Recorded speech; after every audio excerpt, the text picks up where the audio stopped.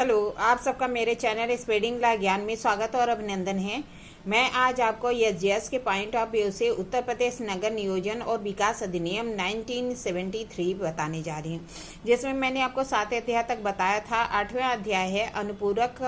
एवं प्रकीर्णन उपबंध। ये जो है 25 से लेके 60 तक है। ये लास्ट चैप्टर है आपका। क्या है, अनुपूरक सप्लीमेंट के बारे में है और प्रकीर्णन उपबंध है। धारा 25 कहती है प्रवेश की शक्ति। क्या कह रही है? प्रवेश की शक्ति। धारा 25 क्या कह रहा है? प्राधिकरण का उपाध्यक्ष किसी व्यक्ति को किसी भूमि या भवन में यह पर क्या कह रहा है कि प्राधिकरण का जो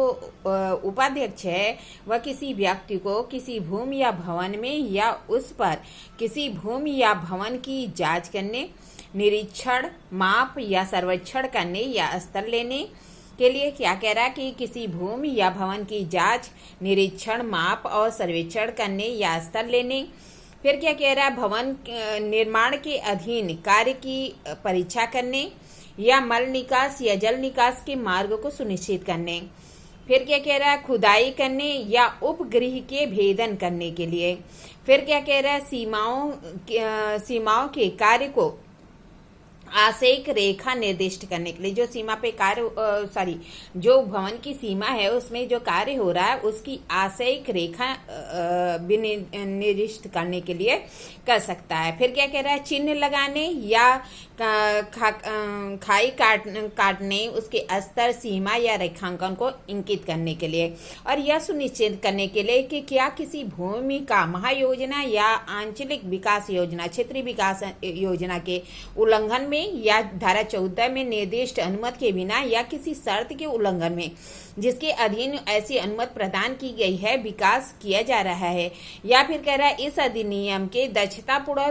प्रशासन के लिए आवश्यक किसी अन्य बात को करने के लिए के प्रयोजन से सहायक या कर्मकारों की सहायता से या के बिना प्रवेश करने के लिए प्राधिकृत कर सकेगा। क्या कर रहा हो कि जब विकास प्राधिकरण का उपाध्यक्ष है वह किसी व्यक्ति को भूमि या भवन में कुछ कार्य करने के लिए, जैसे कि ऐसी भूमि या भवन की जांच, निरीक्षण, माप या सर्वेक्षण करने के लिए, भूमि में जो कार्य हो रहा है उसकी परीक्षा करने के लिए, मल निकास या जल निकास को सुनिश्चित करने के लिए, खुदाई करने या उपग्रह के भेदन के लिए, या सीमाओं को रेखांकित करने के लिए, चिन्ह लगाने के लिए, या खाई काटकर स्तर या सीमा या रेखा को सुनिश्चित करने के लिए, या फिर जो भूमि है उस पर जो महायोजना या क्षेत्रीय विकास योजना के उल्लंघन में कार्य तो नहीं हो रहा है यह देखने के लिए, या धारा 14 के अधीन अनुमति के बिना तो कार्य नहीं हो रहा या उसका उल्लंघन तो नहीं हो रहा, यह सब देखने के लिए। या फिर इस अधिनियम में दक्षतापूर्ण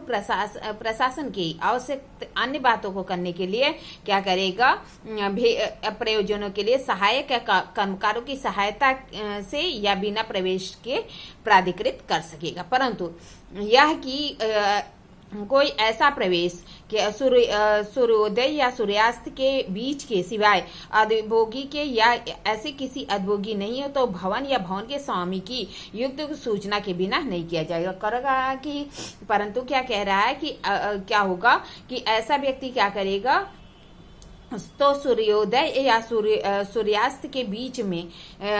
जो है क्या कह रहा है कि अगर सूर्यास्त हो गया है और सूर्योदय नहीं हुआ है तो उसके बीच में अर्थात रात के समय में भूमि में प्रवेश नहीं करेगा। या फिर जो अधिभोगी है, जो उसका स्वामी है या स्वामी नहीं है तो जिसके भी कब्जे में ऐसा भवन है उसकी सूचना के बिना प्रवेश नहीं करेगा। फिर क्या कह रहा है कि ऐसी भूमि या भवन में महिला यदि कोई हो तो निकलने के लिए उसको क्या करेगा? पर्याप्त समय देगा। अगर भूमि में कोई महिला रह रही है तो उसको क्या करेगा? निकल जाने के लिए पर्याप्त समय देगा कि वह महिला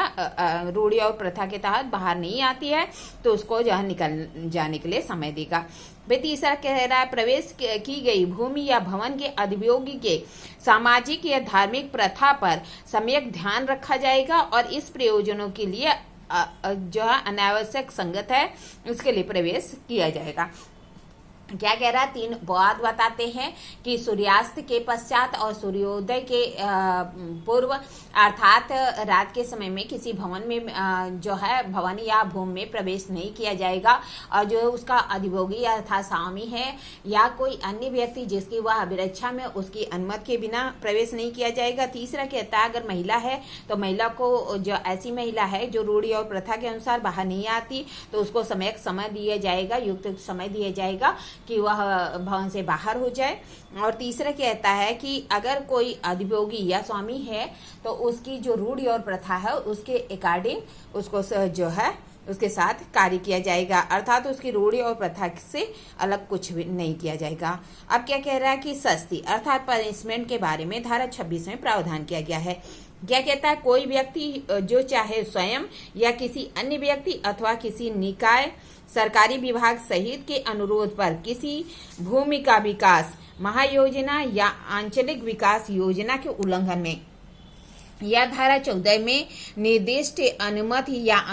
अनुमोदन या अनुमति के बिना या किसी शर्त के उल्लंघन में इसके अधीन रहते हुए अनुमति, अनुमोदन या मंजूर करता है, क्रियान्वित करता है, या वह जुर्माने से जो कि 50,000 तक का हो सकेगा और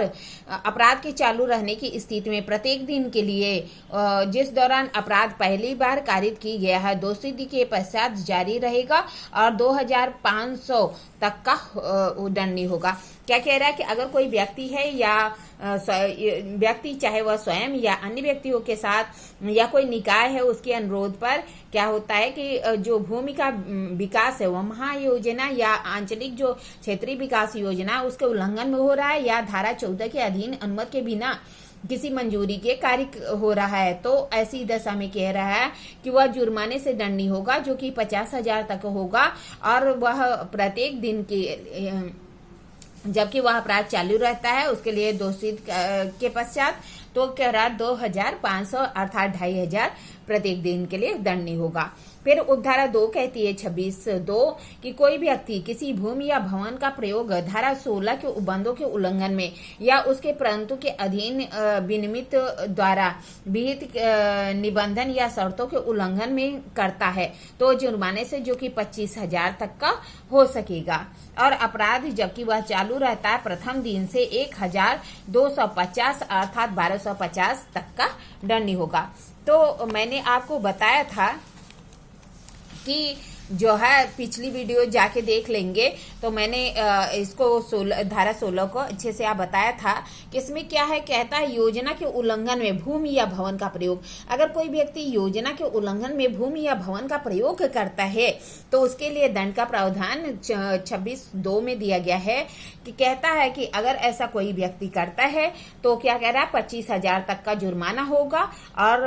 प्रत्येक दिन के लिए जहां पे यह अपराध 2 सिद्ध के बाद चालू रहता है 1,250 का जो है प्रत्येक दिन के लिए दंड दिया जाएगा। उपधारा 3 कहती है कि धारा 25 के अधीन भूमि या भवन में प्रवेश करने के लिए प्राधिकृत व्यक्ति के प्रवेश में अगर बाधा डाला जाता है, अगर कोई व्यक्ति धारा 25 के अधीन जो प्राधिकार का उपाध्यक्ष है किसी व्यक्ति को भूमि में प्रवेश करने के लिए एथराइज करता है, अनुमति देता है और कोई व्यक्ति उसके प्रवेश में जो है बाधा डालता है या प्रवेश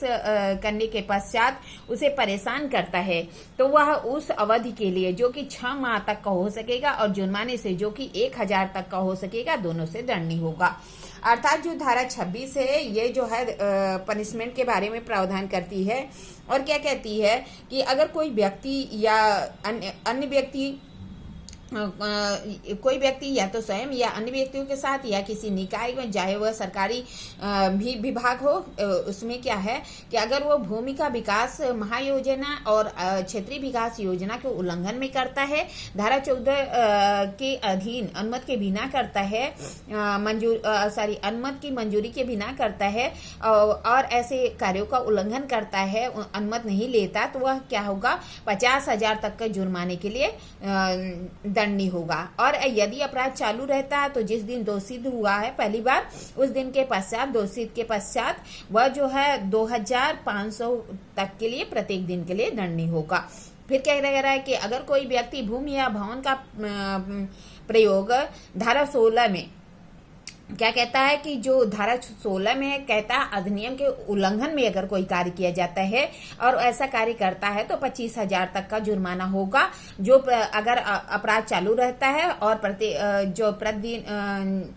चालू रहता है तो पहली बार उसे दोषी किया गया, उसके पश्चात चालू रहता है तो 1250 प्रत्येक दिन के लिए उसे दंडित किया जाएगा। फिर क्या कह रहा है कि कोई व्यक्ति जो 25 के अधीन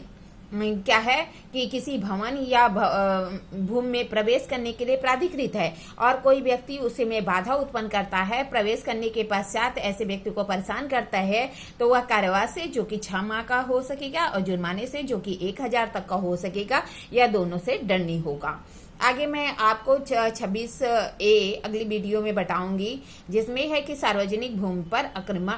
अतिक्रमण करने पर अवरोध। अगर जो हम सार्वजनिक भूमि पर अतिक्रमण होता है, अवरोध होता है, तो उसके लिए पनिशमेंट की बात करता है, जो कि अगली वीडियो में बताएंगे। अगर आपको वीडियो अच्छी लगती प्लीज लाइक करिए, सब्सक्राइब करिए, कमेंट करिए, शेयर करिए और साथ ही साथ बेल आइकन दबा दीजिए ताकि कोई भी नोटिफिकेशन आपको तुरंत ही मिल जाए। ठीक है, धन्यवाद, थैंक यू।